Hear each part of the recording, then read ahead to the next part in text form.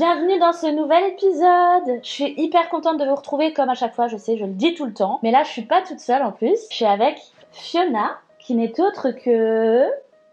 Ta meilleure amie. Je sais, oh là là.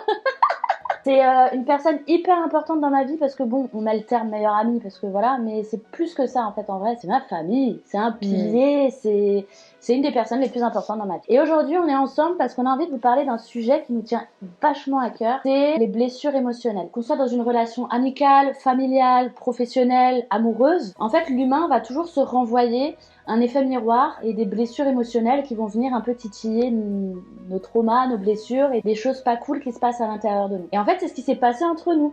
Ouais, c'est clair. Parce que Fiona m'a renvoyé des choses. Et du coup, on a envie de vous en parler aujourd'hui de manière un peu plus légère plutôt qu'être dans que de la pure théorie. On veut vous partager notre expérience commune, comment on a vécu ça, en espérant que ça puisse éventuellement vous parler et puis vous apporter un peu des petites clés sur comment vous pouvez gérer vos relations de manière globale quand ça vous renvoie des choses et puis que vous puissiez comprendre que quand quelqu'un vous renvoie quelque chose de pas cool, quand ça vient titiller à l'intérieur, ben c'est normal. Il y a des choses à comprendre et il faut le voir comme une opportunité de pouvoir guérir quelque chose plutôt que de le subir. Et du coup, c'est tout ça qu'on va partager ensemble aujourd'hui. Bah écoutez, c'est parti!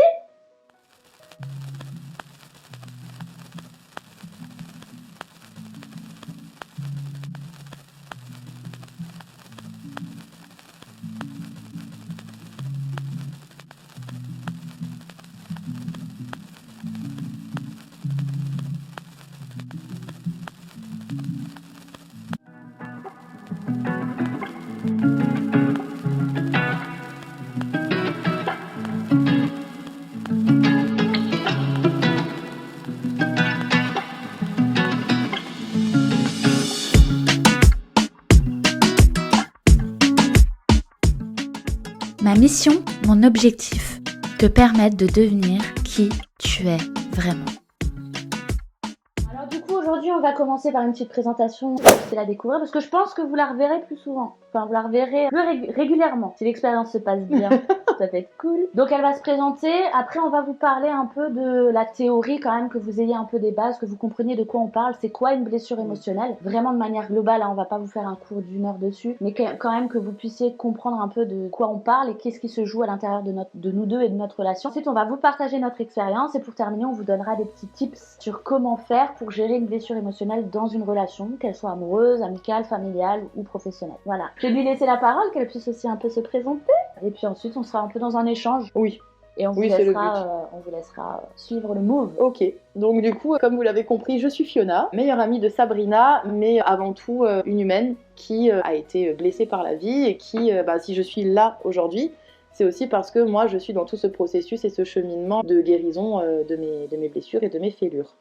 Et c'est pour ça que le sujet m'intéresse, et d'autant plus dans notre relation à nous deux, parce que finalement, on s'est reconstruite individuellement chacune, mais aussi ensemble finalement, par rapport à ce qu'on se reflète et ce qu'on a pu vivre de commun. Carrément. Et moi je trouve ça beau parce qu'aujourd'hui on a quand même une relation hyper forte, avec un socle hyper solide, parce qu'on a su faire de ces blessures une force en fait. Après ça n'a pas été simple, parce que du coup, bon on en parlera après, mais ça demande quand même une implication et une volonté de faire que la relation elle soit plus belle et qu'elle évolue dans le bon sens. Ça demande quand même, enfin clairement il faut avoir envie. Ah bah oui, c'est sûr. Des fois ça fait mal quoi. Hein. C'est sûr, mais parce que le moteur premier, moi j'ai l'impression que c'est l'amour dans tous les cas. Ouais, c'est vrai. Voilà, parce que depuis le début de notre relation, finalement, on n'est pas de suite été comme on est aujourd'hui. Mais par contre, on a toujours eu ce respect et cet amour l'une envers l'autre. Ouais. Et c'est ce qui fait que, malgré ce qu'on a pu se refléter et ce qu'on a pu vivre ou faire vivre à l'autre, il y a toujours eu cette notion d'allié. En fait, je t'aime, donc je veux pas te perdre déjà, et voilà ce que tu me renvoies, et voilà ce que je te renvoie, et ainsi de suite. On a travaillé ça ensemble, finalement, malgré les difficultés. Il n'y a jamais une notion de jalousie entre nous, ou de comparaison, ou de toi t'as ça, moi je l'ai pas, ou on sait jamais. Si, il y a eu beaucoup de notions de comparaison, et c'est ce qu'on fait d'autant plus aujourd'hui, je trouve, oui, mais pas dans le sens jalousie, dans le sens tiens toi tu fonctionnes comme ça, à l'inverse moi je fonctionne comme ça. Et du coup, on mutualise nos différences, en fait. C'est plutôt ça. Et prendre la force de l'une ou de l'autre. Exactement. Et on apprend des différences de l'autre, puisqu'on est relativement opposés finalement, toi et moi. On se ressemble beaucoup, mais on est très opposés dans nos fonctionnements. Et donc tout est voué pour qu'à la base on s'entende même pas, Non. finalement. Et en fait ça match parce qu'on apprend de l'autre. Ouais. Voilà. On est les opposés en fait en vrai. Exactement. Je Surtout. t'aime donc je choisis d'apprendre de toi. Et Ouais. pas d'envier ce que t'as ou de jalouser ce que t'as. Exactement. C'est vrai, hein. On va quand même un peu leur expliquer ce que c'est une blessure, ce serait bien parce qu'on est Ouais. déjà rentré dans le vif du sujet là. Ouais, c'est sûr. Alors les blessures émotionnelles, il y a celles qui sont quand même assez, je dirais à la mode en ce moment, mais qui sont quand même réelles. C'est celle du livre de Lise Bourbeau, Les 5 blessures de l'âme. On va retrouver le rejet, l'abandon, la trahison, l'injustice et l'humiliation. Et puis il y a quelques autres blessures qui peuvent exister. Avant, on en parlait avant de démarrer la vidéo. Il y a l'insécurité par exemple. Je pense que c'est quand même une des plus importantes, hein, l'insécurité. Oui. Ça c'est lié aussi au lien d'attachement dont on parlait aussi les deux avant. Mais ça c'est des autres sujets. Oui, c'est des autres sujets, mais c'est des blessures qui viennent. oui, et puis quand tu regardes les 5 blessures de Lise Bourbeau, finalement, t'amènent à ce sentiment d'insécurité, Ouais. au final. Oui, donc carrément. autant tu peux la dissocier des 5, autant ça peut être le résultat des 5 ou d'individuellement l'une des 5, quoi.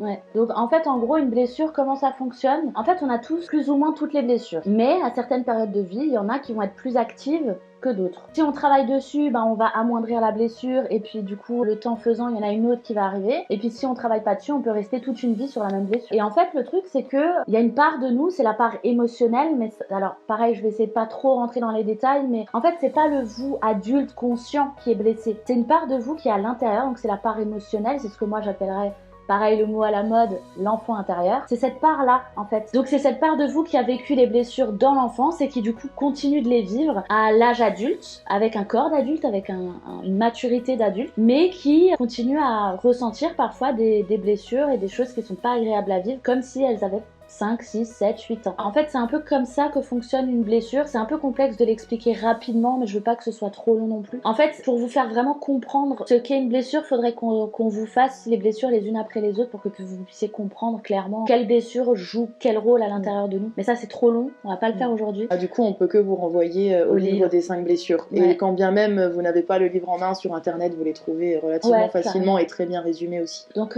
go, mon ami Google, allez chercher les petites infos. Moi, perso, le livre de Lise Bourbeau, c'est un de mes livres de chevet, je l'ai déjà lu, je sais pas combien de fois. À chaque fois, en fait, je le relis avec de nouveaux yeux parce que j'ai guéri la blessure. Enfin, j'ai avancé dans la guérison, en tout cas. Donc, en fait, je le relis à chaque fois avec un nouvel état d'esprit. Je le revois différemment et du coup, je vois des choses que j'avais pas vues avant et à chaque fois, ça me permet d'avancer et de guérir. Je sais pas, toi, comment tu veux. Je sais que tu l'as et que tu le lis. Je l'ai et je l'ai lu plusieurs fois aussi, mais pas en entier à chaque fois. C'est que c'est aussi mon livre de chevet finalement, mais je l'ai utilisé comme base dans mon cheminement, en fait.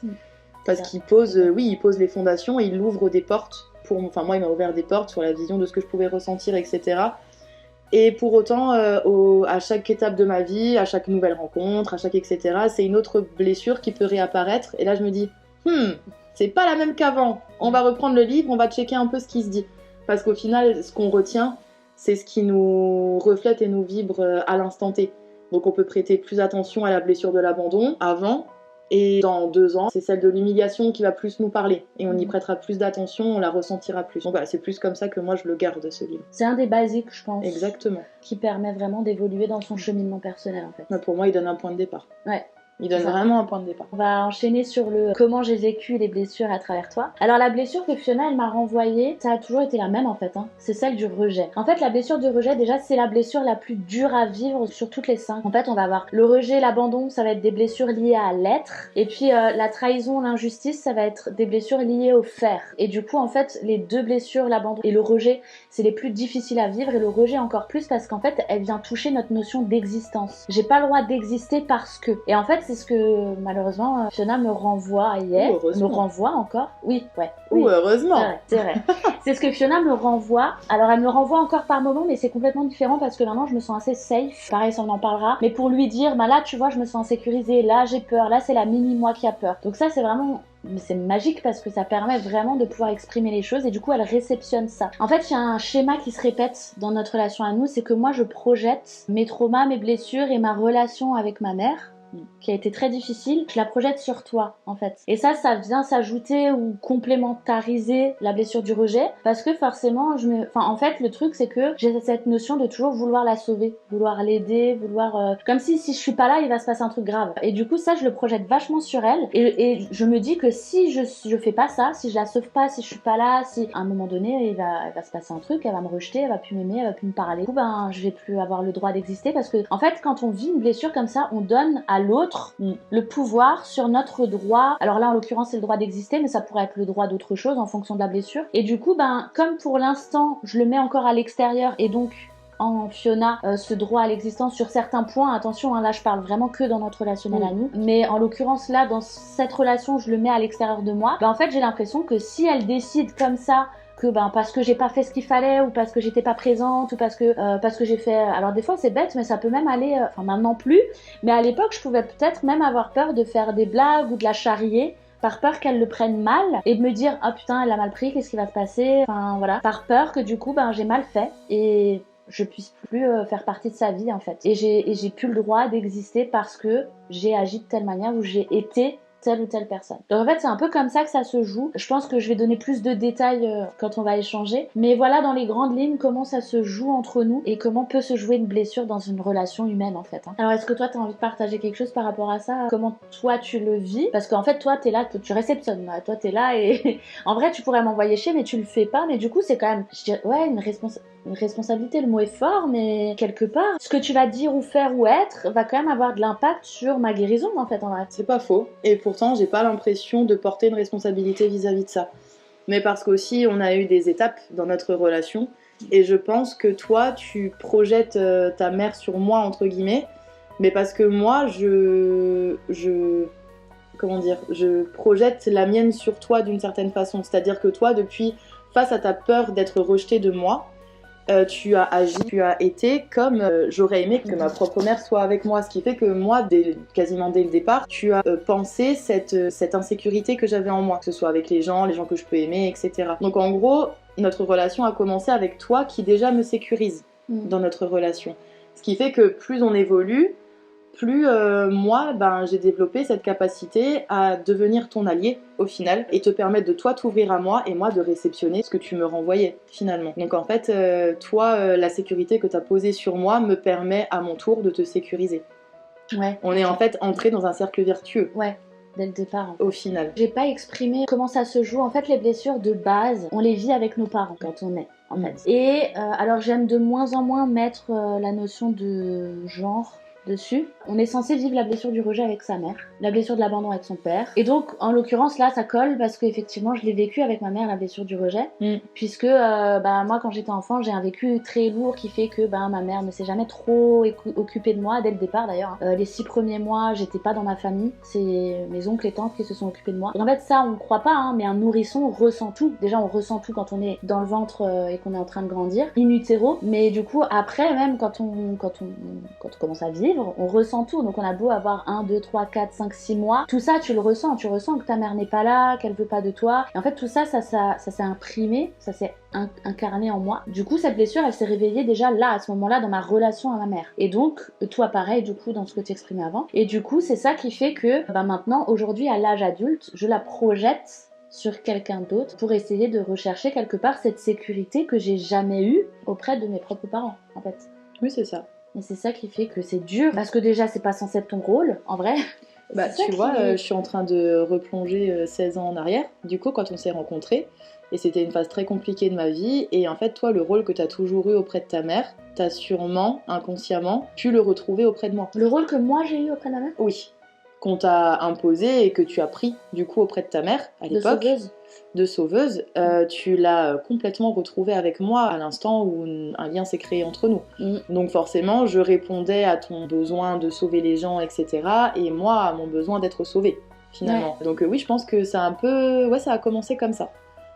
Ouais, c'est vrai. Et là, encore une fois, ce que tu dis, c'est intéressant parce que là, ça a commencé comme ça, mais c'était complètement inconscient pour nous. Ouais, complètement. Et en fait, ce qui fait qu'on en est arrivé là aujourd'hui, 16 ans. Ouais, 16 ans ? Ça fait 16 ans ? Quasiment. Ouais. 16 ans plus tard, c'est qu'on est sorti de l'inconscient et en fait, on voit ce qui se joue et on est sorti de ce rôle de moi sauveur et toi victime, en fait, quelque part. Plus ou moins, ouais. Plus Oui, c'est ou ça. moins. Oui, non, Oui. à l'époque où on s'est rencontrés, oui, c'était ça. Ouais. Et en fait, à l'époque, du coup, on jouait ces rôles-là inconsciemment et on s'y complaisait l'une l'autre, en fait. Moi, j'ai trouvé des bénéfices. Si je te sauve, tu m'aimes. Exactement. Et toi, ben, si je suis une victime, ben, en fait, il y a quelqu'un qui m'aime assez pour venir me sauver, en fait. Exactement. Et donc, c'est comme ça que ça a démarré. Et là, maintenant, 16 ans après, avec le recul, on est sorti de ça. On n'est plus du tout dans une relation sauveur-sauvé, en fait. Oui, oui, bien sûr. Parce qu'on met les mots dessus. Mais au départ, c'est comme ça que ça commence. Et tu sais ce que je suis en train de me dire, parce que moi, ma blessure principale, c'est celle de l'abandon. Ça a toujours été celle-là qui palpitait. Et en discutant avec toi, je me suis rendu compte que je l'ai jamais spécialement ressenti de sa part, alors que très peu de temps après qu'on se soit rencontrés, qu'un lien fort déjà se soit créé entre nous, pour X ou Y raison, Sabrina m'a du jour au lendemain évincé de sa vie. Voilà, plus de nouvelles, plus de sons, plus d'images, etc. C'est un schéma très répétitif dans ma vie et j'y ai été confrontée avec toi. Et pourtant, je l'ai pas ressenti de façon violente. Avec toi, ça m'a pas impacté plus que ça a piqué, mais sans plus, alors que ça aurait dû. Et maintenant, avec ce recul-là, je me dis heureusement que ça s'est passé comme ça, parce que toi qui me sauves, j'aurais pu développer cette dépendance affective avec toi.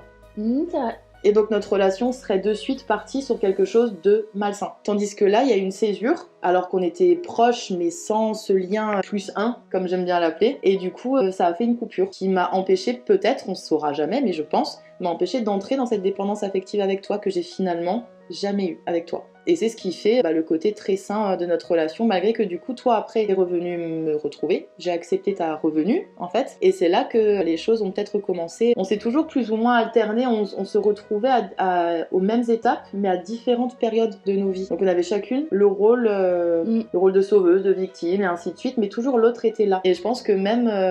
oui, du coup, c'est ce qui a plus ou moins peut-être sauvé notre relation, qui est fait qu'elle est saine, qu'elle l'a toujours été au final. Malgré qu'après c'est moi qui t'ai reflété des blessures. Mais à la fin, du coup, vers plutôt le milieu, c'était plus tant sauveur-victime, c'était l'autre n'est pas bien donc on est là pour elle. Je suis pas sûre qu'on était dans une optique de sauver tout le temps. Moi je l'ai eu à un moment donné avec toi. Je l'ai eu avec toi à une certaine période, tu connais puisque tu l'as vécu. Et oui, c'était presque de la dévotion. Ok. Volontaire parce que je t'aime donc je suis là pour toi, je suis là pour te relever si tu tombes, au même titre que tu m'as relevé quand je tombais. Mais après, c'est sûr qu'on a très vite basculé dans ce oui, t'es mon ami, donc je suis là pour toi, c'est logique. Et je me souviens même que le cadre de je suis là quand c'est possible, entre guillemets, ça c'est toi qui l'as instauré. Et moi, ça m'a picoté. C'était pas violent, mais je me suis dit, ah bon, donc ça veut dire que des fois, tu seras pas dispo. Mais ça veut dire que tu m'aimes moins, ça veut dire que tu m'aimes plus, ça veut dire que tu vas plus être là. Du coup. Mais tu vois, rien que ça, ce cadre que tu dis, je l'ai posé naturellement parce que la vie faisant, après tu te poses, t'es en couple, t'as moins de temps en fait. Tu peux pas être toujours, et quoique on est quand même assez souvent l'une avec l'autre quand même, de rien. Sûr. Mais t'as quand même le quotidien. Et en fait, c'est vrai que quand moi je sais pas quand exactement je l'ai posé, mais en tout cas ça s'est fait un peu naturellement. Toi tu dis que ça t'a piqué, mais moi ça m'a piqué aussi. Je me suis dit putain, je suis pas là. Qu'est-ce qui va se passer? Comment elle va le vivre? Est-ce que finalement elle voudra plus de moi parce que là, à ce moment-là, j'ai pas pu être là? Est-ce que du coup là, c'est vraiment l'exemple où on se raisonne chacune un manque, une peur, une blessure et où si t'en parles pas, si tu mets pas les mots dessus, parce que je le sais, quand j'accompagne les gens, je le vois que les gens ils arrivent déjà, c'est compliqué de soi-même mettre des mots là-dessus et assumer qu'on peut avoir des attentes envers quelqu'un, qu'on peut être blessé par quelqu'un, que c'est que ça, c'est pas évident. C'est vraiment ça qui nous a permis le fait de réussir à en parler, qui nous a permis de vraiment décortiquer tout ça. Et depuis avant, quand tu parles, je repense à quand tu dis que t'étais pas dans la dépendance affective envers moi. Et je me souviens de ce moment il y a pas très longtemps, il y a 1 an à peu près. Ouais, l'été dernier, moins d'1 an. Effectivement, on parlait de ça, toujours dans nos longues conversations téléphoniques, et où tu me disais que du coup, t'as jamais été dans cette dépendance affective envers moi. Et là, ça m'a switché, et c'est là où j'ai compris, pareil, à quel endroit ma blessure se jouait chez moi par rapport à son comportement à elle. C'est-à-dire que moi, j'ai toujours été l'adulte en fait dans mon environnement familial, et du coup j'étais un peu toujours celle sur qui on se reposait. Et du coup il y a quand même eu toujours ce lien un peu pas très équilibré entre moi et les autres. Et la petite moi, donc la part blessée, ne comprenait pas, et c'est à ce moment-là que j'ai compris ça quand on était au téléphone ensemble, quand elle m'a dit en fait avec toi j'ai jamais eu cette dépendance affective. Et en fait la mini moi elle a pas supporté. Elle s'est dit mais en fait pourquoi moi elle m'aime pas comme elle aime les autres en fait. Exactement. Alors qu'en fait c'est pas comme ça qu'elle devrait m'aimer ou même aimer tout court, c'est pas sain d'aimer les gens à travers de la dépendance affective. Mais en fait la mini moi elle a tellement grandi dans un environnement comme ça, dans lequel on aimait de manière pas équilibrée avec de la dépendance, que je pensais que c'était ça être aimé de quelqu'un. Être aimé, c'était être aimé avec de la dépendance. Et du coup, je comprenais pas, enfin je dis moi, c'est la mini-moi, attention encore une fois, c'est pas la moi adulte consciente. Et du coup, je comprenais pas pourquoi elle, en plus je la vois, enfin on se raconte tout, donc je vois comment tu aimes les gens, et je comprenais pas pourquoi moi elle m'aimait pas comme ça. Pourquoi tu m'aimais pas avec cette dépendance? Et du coup, ben là pareil, ça m'a permis, le fait qu'on en parle et je mette les mots dessus et que toi tu me dis ça m'a switché, mais d'un coup, ça m'a permis de débloquer un fusible en haut, de me dire, ben encore une fois, là c'est la mini-toi qui parle, et tu peux pas reproduire les schémas en espérant que l'amour que t'as pas eu de tes parents ou autres, tu puisses l'avoir de quelqu'un d'autre à travers de la dépendance affective, parce que c'est pas sain en fait. Pour guérir, il faut que tu arrives à trouver un amour équilibré avec les gens, et tu peux pas reproduire les schémas de tes parents en continu. Et ça c'était aussi hyper fort, ça fait partie d'un des moments les plus récents, parce qu'en fait le fait de réussir à parler comme ça ouvertement de ça s'est fait dans le temps, et ça fait à peu près 2 ans où vraiment à chaque fois on a eu des sortes de phases comme ça, des sortes de... je sais pas comment on peut appeler ça. Mais j'ai l'impression de toute façon que depuis les 2 dernières années là, c'est surtout toi qui chemine dans notre relation. Ouais, c'est vrai. Du coup, puisqu'il y a ça qui s'est déverrouillé chez toi, et c'est très intéressant ce que tu as dit avant, parce que tu disais que toi tu pensais qu'on aimait, enfin que être aimé bien entre guillemets c'était avec de la dépendance, et moi je pensais que aimer bien c'était avec de la dépendance en fait. Donc j'étais aussi perturbée, enfin à juste dose avec toi, parce que je me disais mais est-ce que je l'aime vraiment du coup, parce que et voilà. Est-ce que je l'aime vraiment? Ouais. Bam! Ben voilà, effet miroir. Bah oui, effet miroir complet. Et en fait, avec le temps, d'autres relations qui sont entrées dans ma vie entre temps, etc., je comprends que du coup, Sabrina et quelques autres, enfin non, toi, t'es mon premier amour sain, vraiment. Donc en fait, toi, quand je t'explique ça, ce qui ressort et que tu devrais entendre, c'est je suis l'une des premières personnes qu'elle aime sainement. Ça devrait être bon pour toi, sauf que sa blessure entend ah ouais mais moi elle m'aime pas comme les autres en fait. De ouf. Alors que du coup non, c'est plutôt bon pour toi et bon pour moi. Ouais. Donc ouais. Si tu le vois comme un cadeau et comme une opportunité de guérir en fait. Pas évident. Après faut aussi préciser que derrière la dépendance affective peut se cacher l'amour sain aussi. Quand on enlève cette dépendance affective, parfois on découvre ah il y a de l'amour sain derrière. Enfin j'aime vraiment cette personne du coup. Avant c'était de la dépendance donc je l'aimais mal, mais au final quand on guérit de ça, il y a je l'aime vraiment. Et ça change beaucoup de choses de prendre conscience de ça. Oui, parce que dépendance affective ne veut pas dire que tu n'aimes pas la personne en fait. Non. Tu peux être... Alors là, je vais parler du couple parce que c'est l'endroit le plus compréhensible à travers la dépendance affective plutôt que l'amitié. Mais tu peux aimer avec la dépendance affective quelqu'un, et guérir, travailler sur toi et continuer à rester dans ce même couple mais avec un amour plus équilibré et plus sain en fait. Exactement. Ça se fait. C'est pas l'un ou l'autre, c'est pas j'aime normalement ou j'aime avec... normalement, c'est un mot... j'aime de manière équilibrée ou j'aime avec la dépendance affective, c'est je peux avoir l'amour équilibré qui se cache en dessous, qui est enveloppé de dépendance affective, et avec le temps et le travail sur moi, j'enlève la couche de la dépendance affective et je peux retrouver un amour équilibré. Tout à fait. Mais non, c'est pas soit dépendance, soit non. Non. C'est juste qu'avec la dépendance, on n'aime pas la personne pour ce qu'elle est, mais pour ce qu'elle fait de nous, finalement. Pour ce qu'elle nous renvoie. Mais bon, ça, j'imagine que c'est un autre sujet encore. Et bien vaste. Ouais, mais en fait, on pourrait rester des heures, en fait. Voilà. Ouais. Et en fait, je pense que ce qui nous aide, du coup, pour revenir sur le sujet de notre relation à nous deux, c'est que moi, avec cet amour sain, que toi, tu m'as aidé à construire, puisque tu m'as toujours sécurisé. Donc, ça m'a permis de développer cet amour sain pour toi. Et du coup, ça me permet à moi de t'aimer pour ce que tu es, et pas pour ce que tu m'apportes.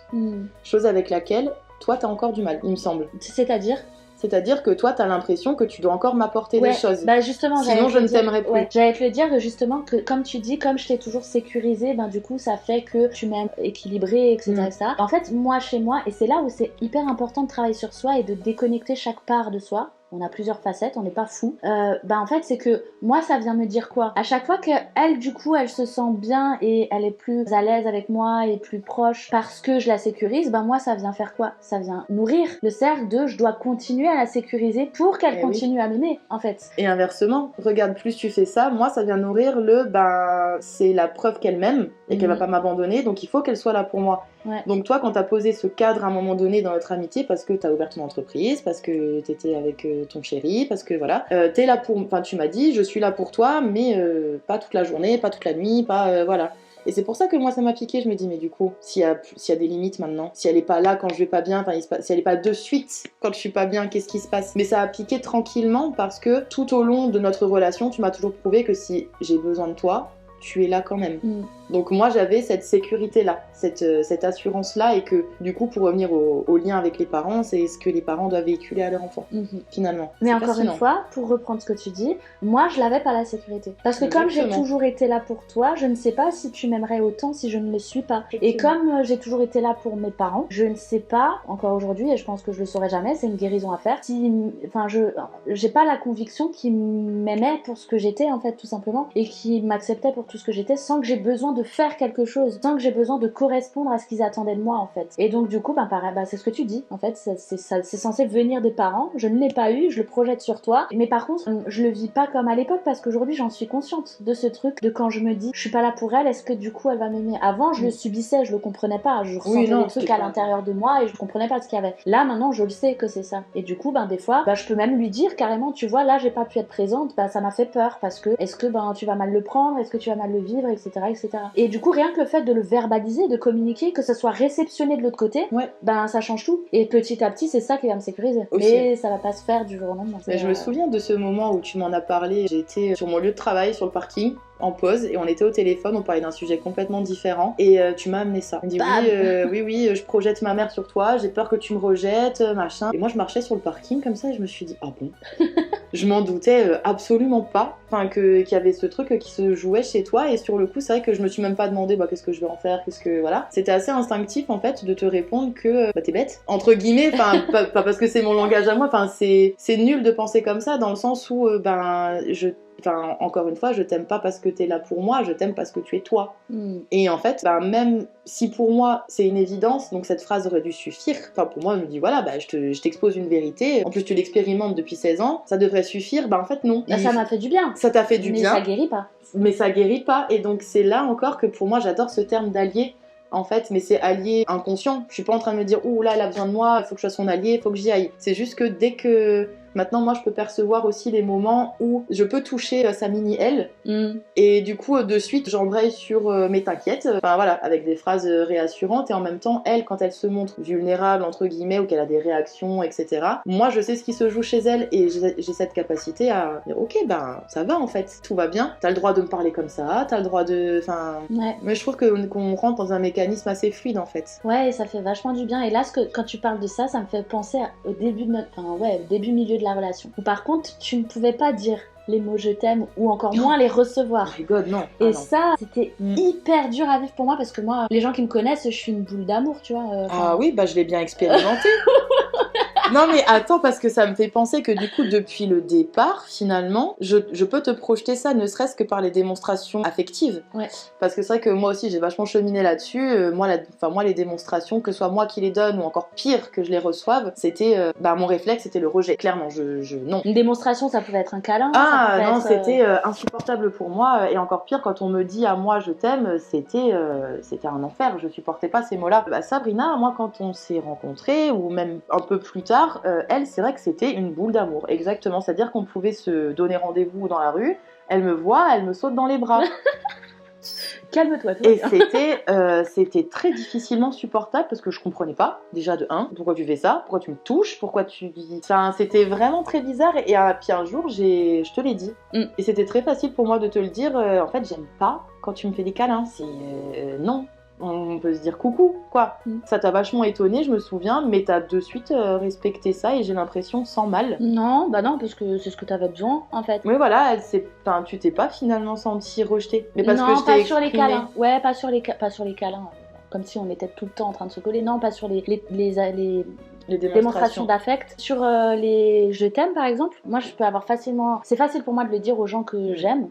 Vraiment, alors je dis pas à tout va, mais les gens que j'aime vraiment, je le dis, parce que pour moi c'est important, on n'a qu'une vie, et après chacun son histoire de vie, mais pour moi c'est important de le dire. Et ça c'était difficile pour moi, parce que plein de fois, même à ton anniversaire ou quoi, je voulais te le dire, et je savais que tu le vivais mal, alors je me sentais obligée de te dire, je te le dis pas, mais tu sais que je le pense, et je pouvais pas te le dire, mais du coup je respectais ce que toi tu ressentais, parce qu'en vrai j'aurais pu dire je m'en balais que je te le dis, tu vois. Non, mais je respectais. Mais du coup c'était dur, parce que effectivement moi j'ai ce besoin et ce ce naturel à être vraiment dans la démonstration affective, dans l'amour, et que ce soit dans la parole, dans les gestes, je suis toujours comme Bien ça. sûr. Et toi, t'étais l'opposé en fait. Ouais. Toi, t'étais complètement l'opposé de ça. Bah surtout que je me rends compte qu'à l'époque de laquelle on parle, tu m'aurais dit ces mots-là, j'aurais été capable de couper les ponts avec toi pendant un temps. Ouais, tu vois. Et ça, je pense que je l'ai senti. C'est parce que bon, Tu avais annoncé la couleur et tu l'as vu aussi à travers mes autres relations et tout, donc tu t'es dit, on va éviter, hein. on va faire attention. Mais encore une fois, c'est aussi une façon d'être allié.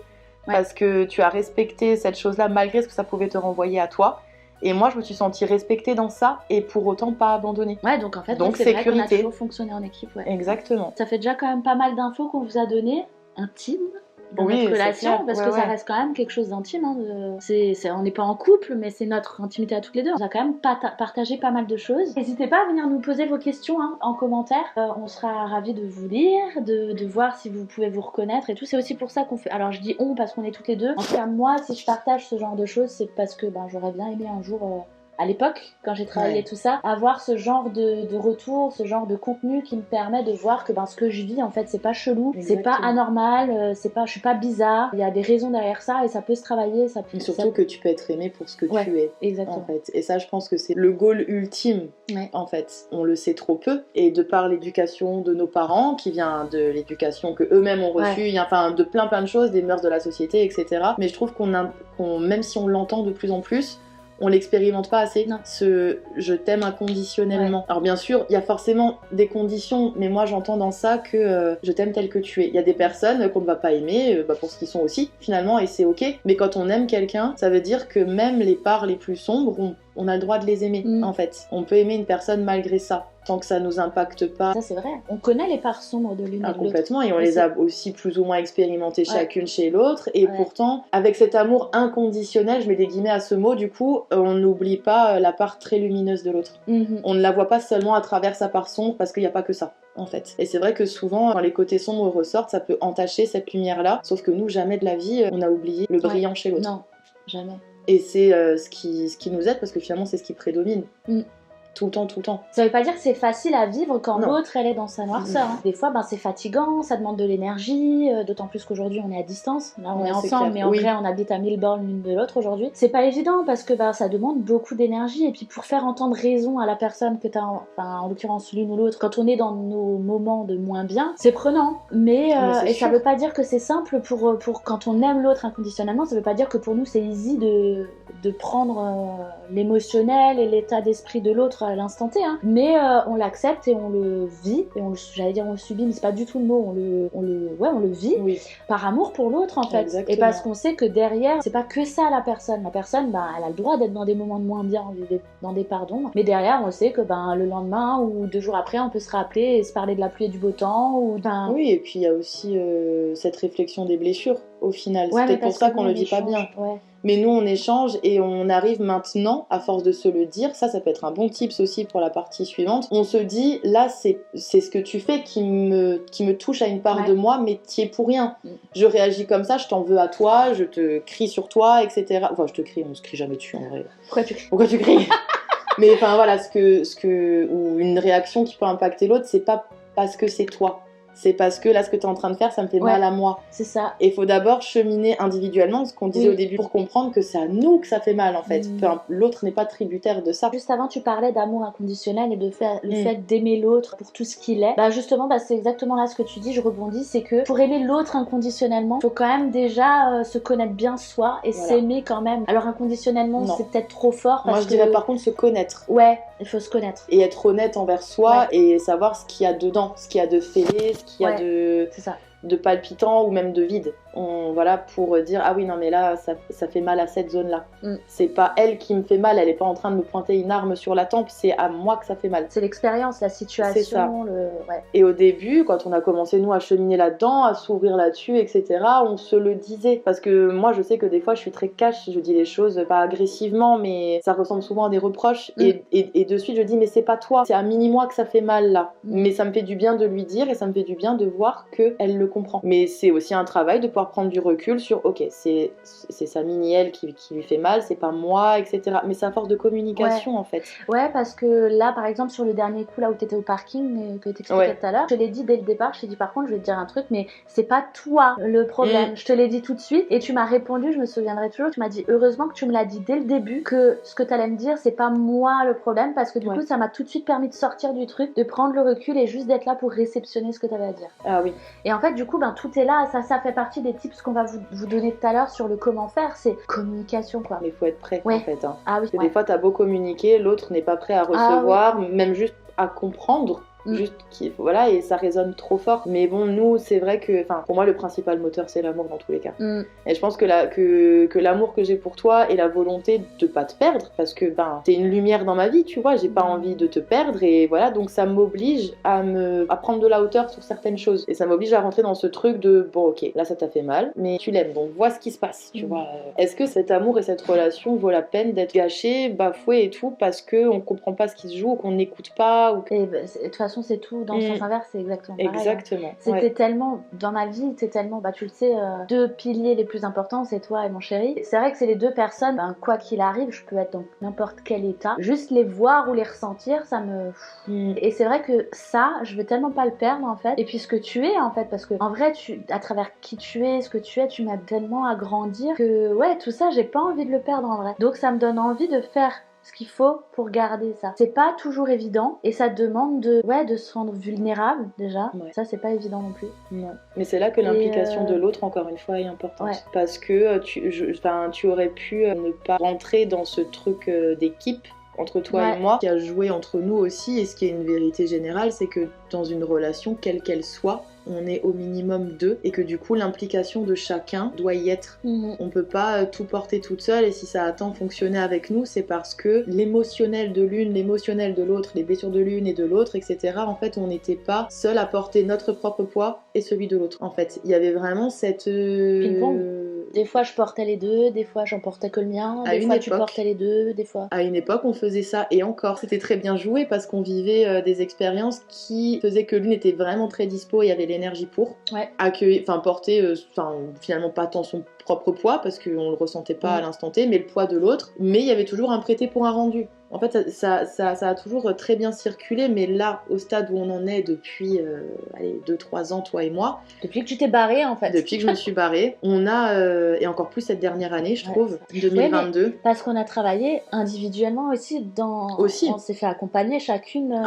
c'est nécessaire, bien sûr. Mais c'est ça qui fait que du coup, notre relation aussi, elle a global, parce qu'on travaille sur nous individuellement. Oui. Tu vois, et ça, c'est hyper important de le dire. Mais c'est pour ça qu'aujourd'hui aussi, on est capable de porter et notre propre poids... et le poids de l'autre, parce qu'on n'est pas seul à porter ces montagnes-là en fait. On est à 4 épaules en fait. Et du coup, ça peut être plus ou moins lourd à certains moments, machin, mais en fait, on a cette capacité maintenant à être cette équipe. Ça, et ça change tout, parce que même quand moi c'est très très très très très lourd et que sans le vouloir je t'en donne un peu, mais toi tu prends que ce que tu peux prendre, et moi j'accepte ça parce que je suis apte à porter le reste en fait. C'est même pas je te le donne, c'est ok, je veux bien te prendre un peu de ça et machin. Enfin, c'est un désolée pour le mot, mais c'est un putain de travail d'équipe. Dans une relation quelle qu'elle soit, on est obligé de fonctionner en équipe, parce qu'à un moment donné, l'un va s'écrouler et va entraîner l'autre avec, et ainsi de suite. Et ça peut pas fonctionner. Ça va vachement parler aux personnes que j'accompagne qui me voient en séance. J'arrête pas de le dire, ça. Surtout dans les relations de... du coup là pour le coup en séance c'est plus les relations de couple, mais à chaque fois je le dis, un couple c'est une équipe, c'est une entreprise, il y a chacun qui a ses compétences, ses qualités, ses défauts, ses forces, ses faiblesses. Et en fait, tout ça, il faut le comprendre, il faut le trouver, il faut le faire matcher, il faut comprendre l'autre, l'écouter surtout, parce que l'entendre, c'est une chose, mais il faut vraiment l'écouter et le comprendre. Et c'est ça qui fait qu'après, tu arrives à t'élever ensemble. Exactement. Et il faut être capable de réceptionner, parce que nous, il y a quand même Allez, ça s'est peut-être arrivé 2-3 fois où on a eu des clashs quand même pas 3 fois. Sûr quand t'es arrivé à Bordeaux. Oui. Après, sinon... la fois où t'as coupé les ponts. Mais ça, je compte pas parce que... Enfin, si, je moi, je le compte parce que ça a été important pour moi. Moi qui avais le trauma d'abandon, ça a été... c'est important pour moi de le mettre dans la liste. Du coup. Et puis la fois où t'es venue ici aussi. L'été dernier. Oui, l'été dernier, où je me souviens, il y avait une vibes bizarre entre nous. Et je te disais, mais qu'est-ce qui va pas? Et tu me disais, mais ça va? Non, ça va pas. Mais si, ça va, machin. Et ça a mis un espèce de froid aussi à un moment donné. Mais il y a eu aussi la fois, oui, l'été dernier, où là, moi j'avais tout le poids du monde sur mes épaules et t'étais venue me voir et forcément tu l'as subi. Que je le veuille ou non, le poids tu l'as porté parce que t'étais là, en fait. Et je me souviendrai toute ma vie de ce jour où pour la première fois tu m'as... Ah ouais, c'est vrai, tu haussé le ton. Ouais, pour la première fois de ma vie, donc pour dire à quel point t'avais peur de mon rejet parce que tu ne l'as jamais fait en 16 ans d'amitié, t'as pas haussé le ton, tu m'as gueulé dessus. Tu t'es campé comme ça, t'as mis tes mains comme ça, genre là maintenant ma chérie, là faut faire quelque chose, moi j'en ai marre de te voir comme ça. Et moi j'étais assise comme ça, qu'est-ce qu'elle me fait? Et en fait, moi c'était hyper perturbant parce que, ouais, on pensait bien qu'en 16 ans, je t'ai jamais entendu me gueuler dessus, quoi. Déjà sur quelqu'un de façon générale, c'est déjà arrivé, mais c'est rare, alors sur moi. Juste après juste après, tu fonds en larmes. Ouais. Toi, tu fonds en larmes parce que t'as eu peur de ce que tu venais de faire. Elle a eu peur que, du coup, vu qu'elle m'a gueulé dessus, et pourtant c'était complètement nécessaire, que je te rejette. Que je te dise, putain. Attends. Alors que, en plus, ce qui est marrant, c'est que tu m'as gueulé dessus pour quelque chose. C'est pas moi qui t'avais fait quelque chose. Non, je voulais que t'ailles mieux, en fait. En vrai. Oui, elle voulait que je positive, en fait. Exactement. Ça lui faisait mal de me voir comme ça, et bon, bref, voilà, elle a pris l'aplomb et le ton, j'imagine qu'il me fallait un uppercut, je pense. Ouais, des fois, quand t'es dans des moments comme ça. Ouais. Mais moi, il m'en faut plein dans ma vie, et c'est vrai que toi, tu me les as jamais mis, du coup. Bah non, parce que j'avais peur. Exactement. Mais maintenant, je l'ai fait une fois. Attends-toi à ce que ça se reproduise. Et ouais. Et j'ai adoré parce qu'au final, c'est moi qui me suis retrouvée à te rassurer. Ouais, bah oui. Et ce qui est encore plus génial, c'est que du coup, moi, je t'ai vu pleurer, je l'ai vu fondre en larmes d'avoir été comme ça avec moi par peur que je la dégage de ma vie, du coup, que je te rejette. Et donc, je suis allée te rassurer, mais en même temps, son comportement qu'elle a eu envers moi m'a rassurée avant. Parce que je me dis, pour qu'elle soit capable de me gueuler dessus comme ça et de me dire ce qu'elle a pu me dire, c'est qu'elle m'aime vraiment. Oui, bah oui, parce que je l'ai pas fait pour décharger sur toi. Non, tu l'as fait parce que tu l'as fait par amour, en fait. Et inconsciemment, c'était vraiment inconscient, ça m'a donné, alors que ça aurait dû être l'inverse, ça m'a donné ce sentiment de sécurité. Je me suis dit, oh... Vas-y, je recommence. Non, mais c'est tellement inconscient, c'est un ressenti... Moi je ressens beaucoup dans l'estomac, c'était là. Même si elle me gueulait dessus et qu'au début, ça m'a braqué. Parce que forcément, j'aime pas, c'est un peu agressif, quoi. Beaucoup, parce que franchement, ce jour-là, j'étais... Ouais. En même temps, ça faisait 3 jours qu'on était dans un schéma... C'était chargé, quand même. Ouais, il y a le sentiment d'être agressé, entre guillemets, donc voilà. Mais de suite, il y a ce sentiment à l'intérieur qui est très sécurisant. Parce que du coup, j'ai écouté ce que t'as dit aussi. J'ai entendu les cris et tout, mais j'ai écouté ce que tu m'as dit. Il y a un sentiment complètement inconscient, mais ressenti, de sécurité. Et moi, ça m'a permis, du coup, même si tu venais de m'agresser, entre guillemets, de venir te consoler directement en suivant. Enfin, même pas te consoler, te rassurer, toi. Et c'est vraiment ce cercle... moi, je trouve ça fascinant. Ouais, franchement, honnêtement, moi, je souhaite à tout le monde d'avoir une relation comme la nôtre. J'allais dire une Fiona dans sa vie, mais non. C'est la mienne. Non, mais d'avoir une relation comme ça, vraiment, parce que c'est magique. Tu peux vraiment tout dire, tout faire, tout ressentir, tout être. Franchement, ça n'a pas de prix. Et c'est vraiment ça que j'avais envie de véhiculer dans ce contenu-là aujourd'hui. Enfin, comme je t'ai dit avant, pour moi, tu me fais grandir, en fait. Et ça, c'est trop cool. C'est vraiment magique, en fait. Donc, ouais. Bon, du coup, on va vous donner les petits tips. Alors, c'est toujours pareil, hein, là, on reste dans un contenu en ligne. Oui. Ça va pas révolutionner votre vie, ce qu'on va dire, mais ça peut vous donner déjà des éléments de départ. Après, à vous de continuer à faire des recherches, de faire appel à quelqu'un, de vous renseigner, d'écouter des podcasts, de lire des livres, de regarder des vidéos, ou bien de vous faire accompagner par des professionnels. Dans l'idée, les choses principales, moi, que j'aurais envie de vous transmettre par rapport à ça, sur le comment gérer des blessures émotionnelles dans les relations que vous pouvez avoir à l'autre, ça va être, dans un premier temps, pour moi la base, c'est du travail individuel. C'est travailler vos propres blessures, vos propres traumas, votre connaissance de vous, se connaître soi, laisser la place à ses émotions, comprendre ses émotions, les gérer, les exprimer. En fait, c'est se comprendre en tant qu'humain, en fait. C'est s'autoriser à déverrouiller des portes. C'est ça. En fait. Exactement. Aussi effrayant et douloureux que ça puisse être par moment, je pense que c'est nécessaire pour avoir la capacité de compréhension, de prise de recul, de réflexion, de savoir ce qui se joue en nous. On a tous des portes fermées, blindées, mais pourtant on est capable de les ouvrir. Ouais, on se rend pas compte de la force qu'on peut avoir. Ouais, et croyez-moi que du coup, on a la force d'ouvrir les portes, mais une fois qu'on les a ouvertes tout seul et que du coup on les ouvre, on avance encore plus en équipe. Là, c'est tellement puissant. Mais pour en arriver là, le deuxième point, pour moi en tout cas, et ce que je vois beaucoup en séance et que j'ai dû apprendre à faire moi-même, c'est accepter d'être vulnérable en fait. On n'est pas des guerriers, on n'est pas des Hulk, on n'est pas surhumain ni immortel. Donc il y a des fois où on est vulnérable, on est triste, on n'est pas bien, on peut être même à terre, hein, quand on connaît des périodes on peut dire, de dépression ou de burn-out, ou alors là c'est des extrêmes, mais même en face d'une personne, c'est savoir et oser se montrer vulnérable en fait. Exactement. Savoir que même quand on est vulnérable, on n'est pas faible, parce qu'en fait, au contraire, montrer sa vulnérabilité et montrer ses émotions, c'est être plus fort. C'est ce que j'ai mis en avant moi dans mes communications, c'est je suis vulnérablement forte. Moi j'ai pas peur de dire là tu m'as fait mal, là tu m'as piqué, là je suis triste, je suis en colère, je suis machin. Ça veut pas dire que l'autre, il ou elle va pouvoir se servir de ça contre moi, parce que je suis ok avec. Ça me fait mal, mais par contre, la limite, elle est là. T'iras pas plus loin que ce mal que tu viens de me faire, en fait. Ouais. Montrer tes vulnérabilités, ça te renforce, mais aussi être capable de ça, c'est une punaise de force. En fait, je pense que pour l'avoir vécu, toujours rester très très digne, très nanana, c'est pas que c'est une faiblesse, mais c'est que je la vois plutôt comme étant une force, puisque c'est se cacher à soi-même et des autres au final. Par contre, être capable de fondre en larmes devant quelqu'un, je pense qu'il en faut une sacrée paire. Ouais. Pour arriver à faire ça, accepter ça, ne pas se sentir amoindri ou honteux ou quoi. Juste dire je ressens ça et c'est tout à fait ok, j'ai le droit de l'évacuer. En fait, c'est se respecter que d'évacuer ce qui s'accumule en nous. Donc je pense que oui, il faut être sacrément fort pour y arriver, et c'est bien parce que la force se construit aussi. Ouais.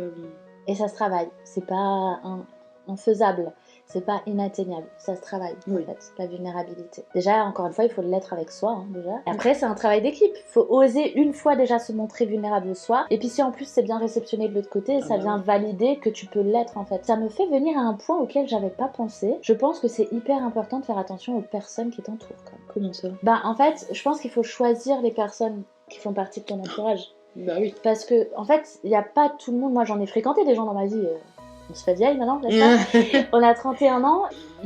J'ai eu des amis plus ou moins proches pour certains, mais il y en a avec qui jamais de la vie je me serais sentie assez en sécurité pour leur montrer ma vulnérabilité en fait. Parce que ça pouvait être des personnes qui pouvaient être plus dans le commérage, la moquerie, dans la comparaison, dans tout ça. Dans le jugement. Voilà, exactement. C'est pour ça qu'en fait, en vrai, je pense que ça fait partie d'un des tips que j'avais pas noté, mais hyper important, c'est faites attention aux gens qui vous entourent en fait. Oui, bien sûr.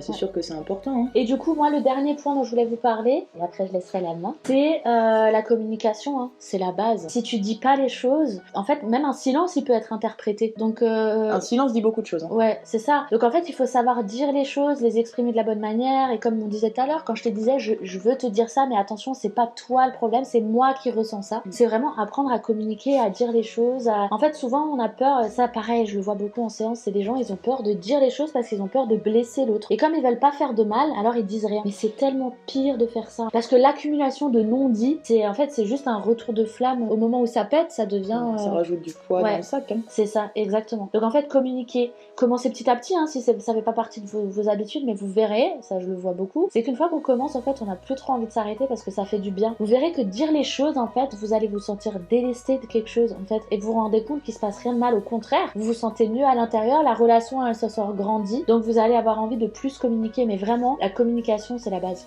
Mais encore une fois, tout dépend de qui on a en face. Moi, je pense qu'il faut apprendre aussi à se détacher quand la personne, elle réceptionne pas. Mais justement, c'est ce que j'allais dire, communiquer, parce que tu dis, vous verrez qu'il se passe rien de grave, etc. Et je suis entièrement d'accord, parce que ça vient valider l'expérience de j'ai le droit de m'exprimer, etc.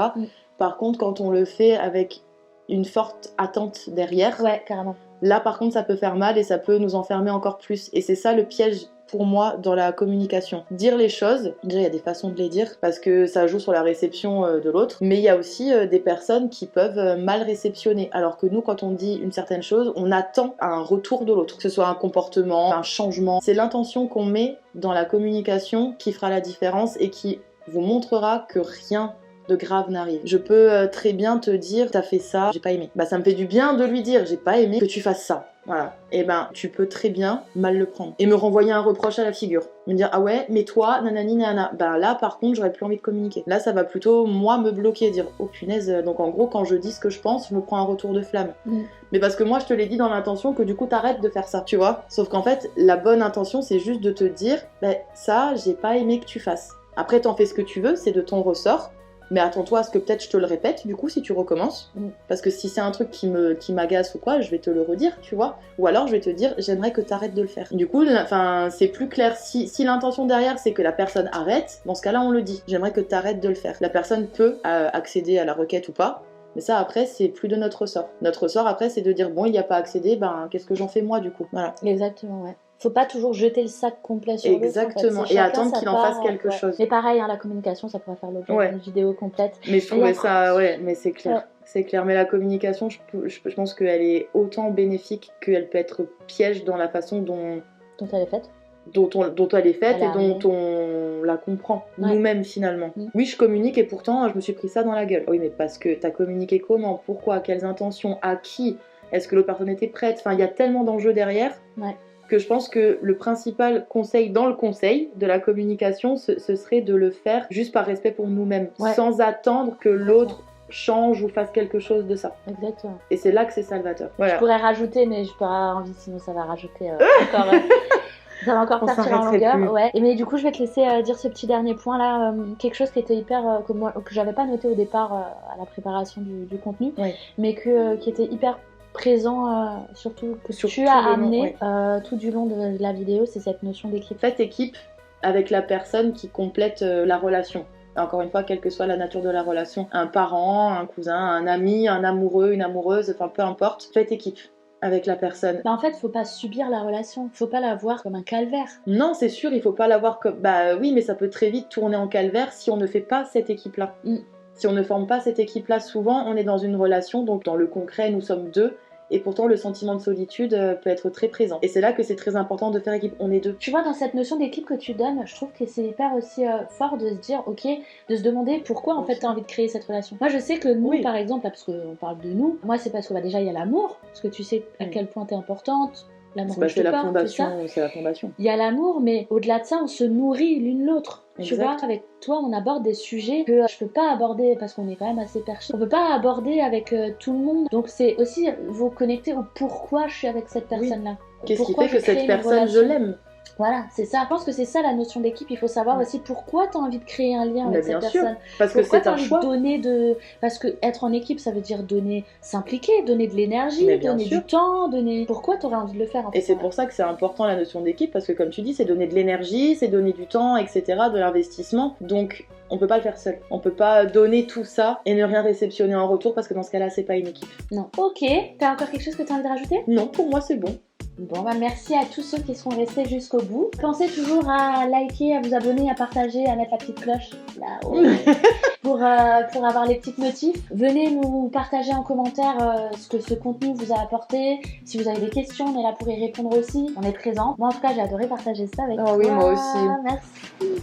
Ce fut long et intense. Pourquoi pas en refaire d'autres, voilà, parce que je trouve que carrément. Franchement, partager des choses, transmettre des choses que j'ai découvertes, que j'ai appris toute seule, c'est cool, mais je trouve que quand il y a un échange comme ça, c'est encore différent. J'aime bien du coup le concept. Bah on se le disait là pendant une coupure de batterie, on se le disait que ça ouvre d'autres portes. Juste le fait de faire ça, alors que c'est un sujet duquel on a parlé longtemps, tout le temps, etc. Et pourtant là, en ayant cet échange-là, on se rend compte d'autres choses encore. On déverrouille d'autres choses encore individuellement et ensemble. Donc c'est génial. Merci beaucoup aussi de permettre ça, finalement. Ouais, parce que c'est ceux qui regardent qui donnent la visibilité. Oui, pensez à partager aussi pour donner de la visibilité au contenu. Hein? T'as dit partager ce temps-là? Je sais pas. Non, partager, je crois que c'est en bas. Partager, c'est en bas, c'est là, vous cliquez sur partager, vous pouvez envoyer la vidéo à vos proches. Prenez soin de vous. Je vous fais plein de gros bisous. On vous dit à bientôt pour la prochaine. Ciao, ciao. Vas-y. Et J'ai pas fait exprès.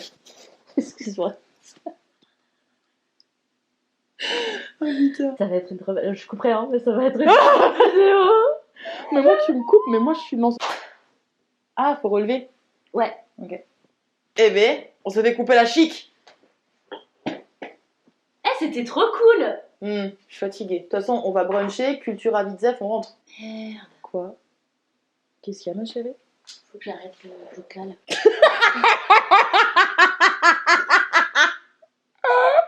Calane. Elle rejette exactement ce que tu... Calane, c'est pas le moment. Allez, là. Allez, file. File. On va essayer pour tousser plus près du micro. Ça va tousser dehors. Vas-y. Voilà. À la tienne. C'était trop cool. Par contre, le micro... Ta mère, 1, 2, 1, 2. Pourquoi? Je sais pas.